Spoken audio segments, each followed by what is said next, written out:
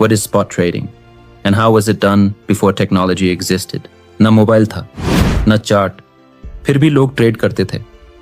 ये था real spot trading. सोचिए एक टाइम ऐसा था, ना बाइनेंस था, ना MT4, ना कोई अलर्ट सिस्टम, और फिर भी लोग ट्रेडिंग करते थे, फेस टू फेस, कैश में, ट्रस्ट पर।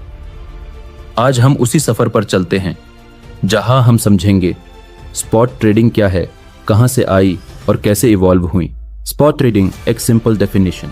स्पॉट ट्रेडिंग का मतलब बाय नाउ, पे नाउ, रिसीव नाउ, यानी कोई फ्यूचर कॉन्ट्रैक्ट नहीं। आज का रेट, आज का पैसा, आज का डिलीवरी। एग्जाम्पल, गोल्ड का स्पॉट प्राइस अगर $1,900 है तो आपने वो प्राइस पे किया और इमीडिएट एसेट मिला। When there was no technology, एक जमाने में लोग बाजार जाते थे, डॉलर के लिए दिरहम देते थे या वीट के लिए राइस एक्सचेंज होता था। No leverage, no delay, only trust and price. ये था ट्रेडिंग बिना स्क्रीन के।